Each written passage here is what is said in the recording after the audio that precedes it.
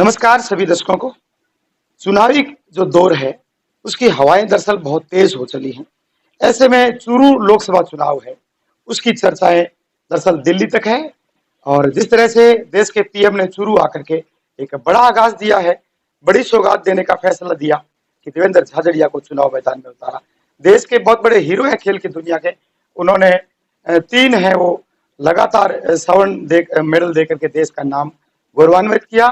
और इसी कड़ी में हमारे साथ आज ऐसी काटियो ना वित्त विकास ऐसी वित्त आयोग के चेयरमैन हैं, यूं कहते हैं कि राज्य मंत्री हैं हमारे साथ राजेंद्र जी, जो कि नायक समाज से हैं और बहुत बड़ी शख्स हैं। और आप प्रशासनिक अधिकारी भी रहे हैं, काफी सारे आयाम स्थापित किए हैं।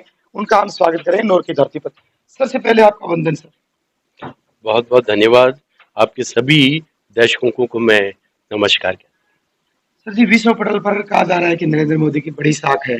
ऐसे में आप जैसों आईपीएस अधिकारी को एक बड़ा मंच देना, और वो भी दलित वर्ग से, ऐसे में किस तरह की उम्मीद रखेंगे आप देश से? देखिए, आजकल क्रिकेट का जमाना है जी तो मैं क्रिकेट की थोड़ी लैंग्वेज जी बोल दूं जी। कि जो जिसका एक्सपर्ट है, हम्म, अगर आप उसके ऊपर न जिम्मेदारी देंगे तो बखूबी वो निभाएगा। हम्म, अब विदेश मंत्री हैं हमारे, विदेश मामलों के एक्सपर्ट हैं, हम्म, तो उनको इंडियन फॉरेन सर्विस के secretary ministry of external affairs hmm. उनको दिया गया। मैं भी उसी समकक्ष पद से मिनिस्ट्री डिफेंस में सेक्रेटरी रैंक से मैं रिटायर्ड हुआ हूँ। तो जो प्रशासनिक जो मेरा सरकार का अनुभव है, तो मुझे पूरा विश्वास है कि इस अनुसूचित जाति वित्त और विकास आयोग का मैं अध्यक्ष होने के नाते इसके साथ मैं पूरा न्याय कर पाऊंगा और करीबन 1 करोड़ जो अनुसूचित जाति राजस्थान में रहती है उसके विकास को मैं आगे बढ़ा पाऊंगा। सर, अदरवाइज हम बात नहीं करने वाले। जिस तरह से दलित जो तबका है उस पर वर्षों से शोषण होता आया है, ऐसे में आप पर बड़ी जिम्मेदारी आएगी सर। मुझे तो बहुत खुशी है कि भारतीय सेना की मैंने सेवाएं की है।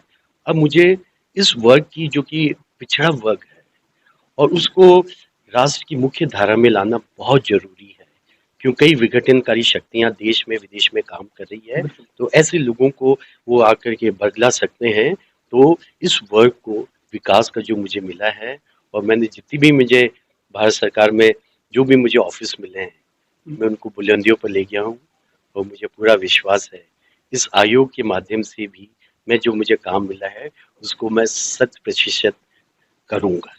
सर जी, एक युवाओं पर देश की एक बड़ी उम्मीद टिकी हुई है, क्योंकि एक तरफ विज्ञान तरक्की कर रहा है, हमारे नौजवान आगे बढ़ रहे हैं, और एक तरफ है कहीं न कहीं मेरा ये बड़ा संकेत है कि युवा नशे की लत में जा रहा है। ऐसे में क्या संदेश देना चाहोगे युवाओं को? देखिए, भारत विश्व का सबसे युवा देश है। सबसे ज्यादा युवा हिंदुस्तान में रहते हैं और किसी कारणवश जी, वो लत में पड़ गए हैं। और तो इसके लिए हम लोगों का जिम्मेदारी है कि उसको इस लत से निकाल करके उनको सक्रिय भूमिका दे करके राष्ट्र निर्माण में उनकी सहभागिता करें। सर आप बड़े-बड़े पदों पर रहे हैं, तो 2-4 ऐसी उपलब्धियाँ बताएँ सर आपकी। देखिए, कई मुझे खुशी है कि जब मैं बॉर्डर रूट्स में था, मेरा सिलेक्शन हुआ था, तो जब मैंने ज्वाइन किया था उस समय जब मैंने कहा प्रेजेंटेशन दो बॉर्डर रूट्स पर, जी, तो 1.5 लोग प्रतिदिन कैजुअलिटी थी। अब सड़क बनाते हैं पहाड़ों पर, दुर्गम स्थल पर, जी, तो जब पहाड़ काटते हैं उसके साथ साथ में पूरा पहाड़ भी गिर जाता है। मैन और मशीन दोनों का नुकसान। और क्या है कि अंग्रेजों ने हमें एक बहुत गंदी चीज दे के गए हैं, लाल फीताशाही। जी, क्यों लाल फीताशाही मीन्स बहुत सारे चैनल्स। अब निर्णय होते हैं कि इतने सारे चैनल्स के पास में जाते हैं कि एक चैनल से दूसरा तीसरा वगैरह, तो बहुत समय लगता था। फिर जब मैं पीसीडी बॉर्डर रूट्स था, तो मैंने डीजी बॉर्डर रूट्स थे उनको कहा कि कौन सी समस्या आप और हम दोनों मिलकर काम समाधान नहीं कर सकते हैं। तो क्या है कि अंग्रेजी हमारा माध्यम तो है नहीं, मातृभाषा तो है नहीं, हमारी फाइलें इंग्लिश में लिखी जाती है। जी, और अगले जो पढ़ने वाला है वो पूरा समझ नहीं पाता। तो फिर मैंने कहा कि हम फाइलों पर बात नहीं करेंगे, या तो आप मेरे ऑफिस में आइए या मैं आपके पास आके चाय पर चर्चा करेंगे, और इसमें जितने भी ऑफिसेज हैं जो दूर बैठे हैं, कोई कश्मीर कहाँ, उसके चीफ इंजीनियर को सबको यहाँ बुलाइए, यहाँ बात करते हैं और जो जो कमियां फाइल की वो हम दूर करते हैं, ताकि 15 दिन में हम निर्णय ले सकें। ना 6-6 महीने लग जाते थे। तो इससे इतना आप देखिए सड़कों का जो बॉर्डर रोड्स बनी है, आलीशान सड़कें बनी है, ऐसी ऐसी जगह बनी है जहाँ ऑक्सीजन का लेवल बहुत कम है। अगर आपने साधारण रूप से, मैं काराकोरम रोड की बता रहा हूँ, वहाँ चले जाए 5 मिनट तक आप रह नहीं सकते। मैं आपको बताऊँ, कहीं मैं भी गया हूँ, बुमला पास जो दर्रा है हमारा, और ये बुमला है, और यहाँ सिक्किम में जो है हमारा दर्रा, तो वहाँ ऑक्सीजन लेवल कम हो जाता है। उसमें हमारे बॉर्डर रोड्स के हमारे फौजी भाई उस परिस्थिति में, इवन सियाचिन ग्लेशियर भी मैं गया हूँ, ऐसी हालत खराब रहे उनकी कि दाढ़ी बढ़ जाती है, टेम्परेरी इम्पोर्टेंस हो जाती है उनको, कई चीज़ें हो जाती है। तो इन लोगों के लिए बॉर्डर रोड्स में मैंने काम करके बहुत तीव्र गति से सड़क निर्माण किया है, तो उसकी मुझे बहुत खुशी है। सर, 2 चीज़ें और महत्वपूर्ण बात करने वाले संक्षिप्त में। एक तो ब्लडमैन ऑफ इंडिया, जो गरीब घराने से होकर के आज भी वो देवेंद्र झाझड़िया के काफ़ी फैन बने हुए हैं। कहीं न कहीं एक, क्योंकि आपके साथ ही हैं, क्या कहेंगे सर जी? क्योंकि देश के लिए ऐसा काम करके दिखा दिया जो बिरला ही कर दे। जी, बिल्कुल साधारण परिवार में पैदा होकर के, हुँ, साधारण व्यक्तित्व के रहते हुए उन्होंने असाधारण काम किया है हुँ, कि ब्लड बैंक, जब आप ब्लड देते हैं किसी को, तो एक नई जिंदगी देते हैं। तो उन्होंने तो जाने कितनी जिंदगियां दी थी और देते जा रहे हैं। आपका संपर्क हुआ है सर कभी? मेरा बहुत बार मैं इनसे मिला हूँ, जी, बहुत बार, कई बार मंच साझा किए हैं, इनका मैंने भी सम्मान किया है और उन्होंने मेरा भी सम्मान किया है। हुँ, तो ये तो पूरा देश के लिए क्या, पूरे विश्व के लिए एक उदाहरण है। जी। अभी हाल ही में एपीजे अब्दुल कलाम चीफ अवार्ड इनको दिया गया है। तो अब्दुल कलाम साहब के बारे में, क्योंकि आप भी काफ़ी नज़दीक रहे, मैं तब हिसार में था, तो एक आपकी वहाँ कोई वीडियो चल रही थी, उसमें आपका चित्र आ रहा था सर।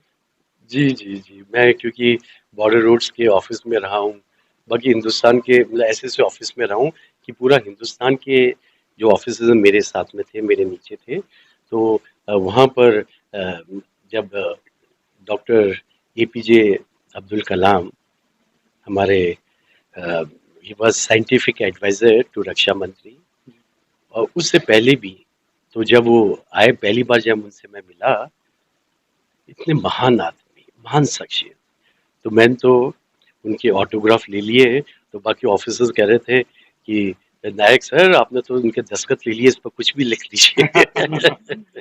चलिए सर, क्योंकि समय की मर्यादा है, 2 बातें और करेंगे सर जी। क्योंकि जब पद आता है, उस दौरान काम कर लेना चाहिए। जब नरेंद्र मोदी साहब के हाथ में सत्ता आई, तो 370 की धारा जैसा जो मिशन है, वो पूरा करके दिखाया। ऐसे में समाज, जिस तरह से आज राजेंद्र जी जो एडवोकेट हैं, वो इस चीज़ के काफ़ी भारतीय हैं। फौजी भाई जुड़े हैं, जैसे आपका स्वागत यहाँ हुआ है।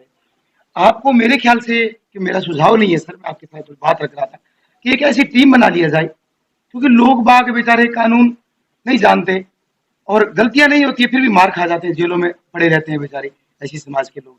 ऐसे में आपको एक ऐसी टीम बना लेनी चाहिए, एक क्षेत्र वाइज, जिसमें कि राजेंद्र जी जैसे, वकील साहब जैसे लोगों को, फौज साहब जैसे लोगों को, ब्लड मैन इंडिया साहब जैसे लोगों को, ऐसे लोगों को आप साथ लेकर के एक टीम बना लीजिए, जिससे कि क्या है कि उनसे बातचीत है, वो कहीं ना कहीं अपने संविधान की गरिमा को साथ रख करके उसका उनको न्याय मिले।